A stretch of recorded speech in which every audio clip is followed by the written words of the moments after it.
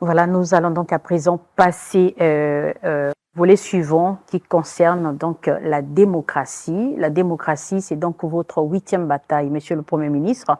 Il n'y aura pas d'avenir prospère pour le Congo sans une démocratie consensuelle. Après donc les élections présidentielles de 2021, suivies des législatives et locales de 2022, le processus démocratique en République du Congo, on peut le dire sans risque de se tromper, que jouit d'une très bonne santé. Mais il y a quand même des problèmes au niveau du fond, parce que la forme, l'organisation, tout va bien. Mais au niveau du fond, parce qu'on a remarqué durant ces dernières élections que la plupart des candidats du parti au pouvoir ont eu des suffrages à 100%. Est-ce que cela est une expression démocratique dans un État aussi démocratique que le Congo? Et aussi, on a remarqué l'absence très remarquable de l'opposition. Qu'est-ce qui se passe, Monsieur le Premier ministre? Mais je ne sais pas. Je ne peux pas, moi, parler à la place des électeurs. Si les électeurs ont pensé faire porter leur suffrage au candidat d'un des partis, ben, ce n'est pas au Premier ministre de savoir pourquoi. Mais ce que j'ai envie de dire, si à 100% pour un candidat, ce qui revient à dire qu'il n'a pas eu de concurrent. Parce que s'il a eu ne serait-ce qu'un concurrent, la voix de ce concurrent, qui voterait nécessairement pour lui-même, diminuerait le pourcentage. Et tout le monde a voté, il n'y a pas eu de malades, il n'y a pas eu de morts. Vous faites très bien de poser cette question parce que je pense que nous nous trompons souvent sur le mode de calcul des suffrages. Il y a des inscrits. Ils sont 1000 inscrits, par exemple, dans une circonscription. Il y a 800 qui ont participé au vote. Ce qui revient à dire que les 200 autres se sont abstenus. On ne les comptera pas pour le suffrage exprimé en faveur du candidat. On le comptera pour le taux d'abstention. Ils étaient 1000, 800 se sont présentés, 200 non. On dira donc taux de participation 80%. Maintenant, pour les 80% qui ont participé au vote, combien de bulletins nuls? Ils sont 10 bulletins nuls. OK, on les retire. Combien de suffrages exprimés? Parce que le bulletin nul, ça veut dire qu'il n'a pas voulu s'exprimer. Ah, moi ni l'un ni l'autre. Ah, moi, je suis venu juste accomplir mon devoir civique, mais je ne choisis personne. On les retire. Il nous reste 70. Si 70 ont accepté de s'exprimer, il y a un candidat unique. Nécessairement, il s'exprimera en faveur du candidat unique. De les 100%. Tout comme ça peut être une candidature multiple, vous allez dans un département, ça peut même être la présidentielle, vous allez dans un département, vous êtes candidat, mais vous n'avez jamais mis pied dans ce département. Donc les électeurs là-bas ne vous connaissent pas. Pourquoi voulez-vous que ces électeurs votent pour vous? Voilà. Parfois, vous n'avez même personne pour vous représenter. Ou bien vous arrivez la veille. Vous choisissez juste des gens comme ça pour vous représenter dans les bureaux de vote. Mais quelle garantie avez-vous que ces gens que vous avez choisis, ils vont voter pour vous? Non. Et vous êtes surpris? Non. On a voté le président Denis Sassou Nguesso à 100% dans telle localité. Mais bien sûr. Mais parce que dans cette localité, ils ne connaissent certainement que Denis Sassou Nguesso. Ils ne connaissent pas les autres candidats. On peut être une vingtaine, mais on est parfois juste des candidats pour la forme, parfois. On n'a jamais visité, on n'a jamais fait le tour du pays, on n'a jamais battu campagne, ou on n'a jamais été dans tel département. Voilà. Donc, je pense que tant dans l'organisation des élections que dans l'animation des partis politiques, on peut dire que la démocratie est relativement parfaite dans notre pays. On n'a pas beaucoup de choses à reprocher. Mais ces partis politiques, surtout ceux de l'opposition, qui n'existent quasiment plus aujourd'hui, est-ce que la cause n'est pas du PCT qui a gagné vraiment du terrain, qui peut-être essaie de mettre des stratégies en place pour réduire au silence l'opposition? Je ne sais pas pourquoi le PCT mettrait des stratégies pour... vous savez, il y a des choses qui sont tout à fait naturelles. Même lorsque le PCT était au pire de sa forme, après avoir été conspué, diabolisé à la conférence nationale, mais il n'était pas 10e. Il était 3e à l'élection présidentielle. Il était 3e au Parlement, diabolisé. Donc il était déjà au-dessus de certains partis qui pensaient l'avoir écrasé. Combien de fois, au moment où le PCT a reconstitué ses forces, il faut se poser la question. Si déjà il n'a pas pu être parmi les derniers partis au moment où il a été diabolisé, combien de fois, au moment où les gens se sont rendus compte qu'ils s'étaient trompés en 91 et en 92?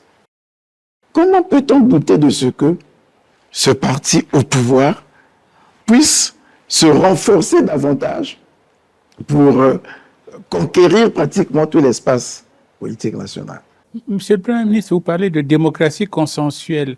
Il est curieux de voir quand même que le Congo entre aussi dans cette spirale devenue pratiquement africaine de élections, contestations et donc désordre dans la première année du mandat du vainqueur jusqu'à un apaisement par soi qui finit par revenir ou ramener à la norme et à l'essentiel.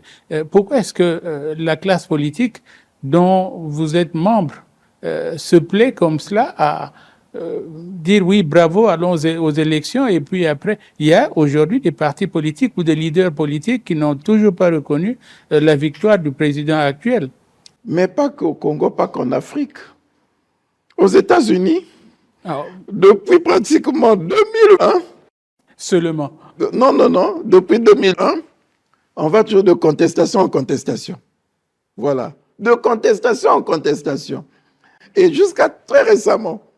Alors, inspirons-nous des bons exemples alors. Quels sont les bons exemples?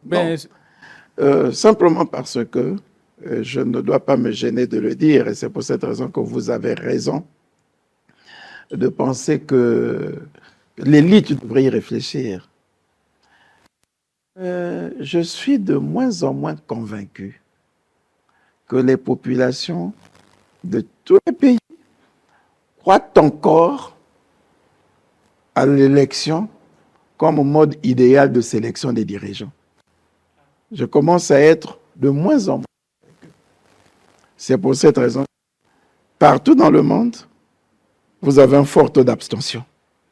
Partout, vous avez un fort taux d'abstention. Il y a comme un désintérêt des populations sur le vote, sur l'élection. Et c'est pour cette raison que les politiques qui ont compris, comme l'avait dit Churchill, la démocratie est le pire des régimes, à l'exception de tous les autres. Maintenant que l'on a compris, c'est-à-dire pour nous qui avons compris que nous n'avons pas intérêt à refaire marche arrière, allons avec la démocratie. Parce que c'est ce qui nous paraît, même si ce n'est pas idéal, mais c'est ce qui nous paraît le plus optimal pour nous départager. Est-ce qu'aujourd'hui, au niveau du financement des partis politiques, le dossier a évolué? Est-ce que ce n'est pas cela la cause du silence, sinon de la disparition de certains partis? La loi sur le financement des partis politiques est exécutée normalement. Les partis qui sont représentés au Parlement bénéficient de leur financement, quand bien même il peut y avoir des retards. Mais je pense que ces partis sont financés.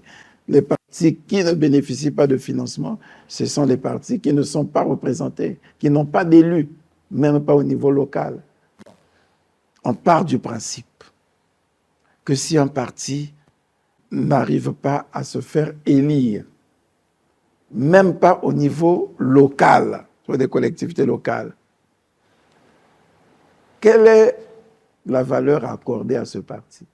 Mais dans la culture qui est la nôtre, la grandeur du président de la République et l'esprit du consensus qui nous caractérise, tout ça fait que nous soyons toujours obligés d'accorder une oreille attentive, de faire preuve de compréhension, de tolérance à l'égard de ces partis qui ne sont représentés nulle part, mais qui doivent s'exprimer par respect que nous avons pour les compatriotes qui les animent.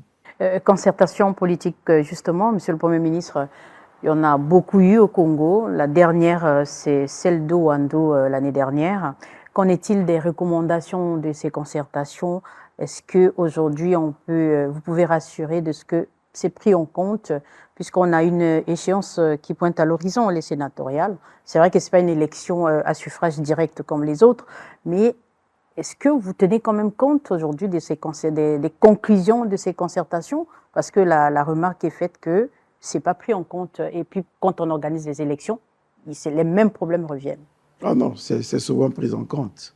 C'est souvent pris en compte. On n'est que sur une question qui a tardé à être mise en œuvre. C'était la biométrie. Voilà. Mais puisque les raisons qui ont conduit à retarder le processus sont en train d'être prises en compte en ce moment, à commencer par le recensement général de la population et de l'habitation. Je pense que nous sommes en train d'aller vers le processus de la biométrie dans notre pays. On est toujours souvent incompris parce que ça prend du temps. Et c'est pour cette raison que les partis, lorsque nous nous retrouvons pendant les concertations, ils réalisent eux-mêmes la difficulté et finissent par intégrer la démarche que nous retenons de façon consensuelle, en espérant qu'on y arrivera un jour, et il n'y a pas de raison qu'on n'y arrive pas. Recensement général de la population de l'habitation, justement, il y en a eu, le dernier recensement vient d'avoir lieu. Nous saluons en tout cas ce qui a été fait parce que on a vu, sous votre conduite, comment le gouvernement s'est déployé pour la réussite de cette opération, mais on a quand même des plaintes sur le fait que tout le monde n'a pas été enrôlé. Pourquoi cette défaillance? Sans doute qu'il faut simplement comprendre que l'œuvre humaine n'est pas parfaite. Mais nous avons aussi reçu des retours que certaines populations n'ont pas voulu se faire enrôler au moment où il fallait le faire. Et on a dû proroger la période de recensement. Donc, on attend de faire toute l'évaluation pour s'assurer le taux de recensement. Et à partir de ce moment, on avisera. Mais nous pensons quand même que le travail a été assez effectif. Je pense que nous concluons sur ce point qui concerne la 8e bataille sur la démocratie consensuelle. Nous passons. À ce sujet, je peux simplement dire que les engagements qui étaient pris par le Premier ministre consistaient à veiller à ce que les échéances électorales se déroulent dans la paix, dans l'intégrité, dans le consensus, comme s'était déroulée l'élection présidentielle. On peut dire que les élections législatives et locales que nous avons eues en 2022 ont consacré cette dynamique de paix, de consensus. Après la concertation de Wando, les résultats qui ont été publiés, les réclamations qui ont été faites, les décisions de la Cour constitutionnelle ont invalidé certains candidats, y compris ceux du parti au pouvoir.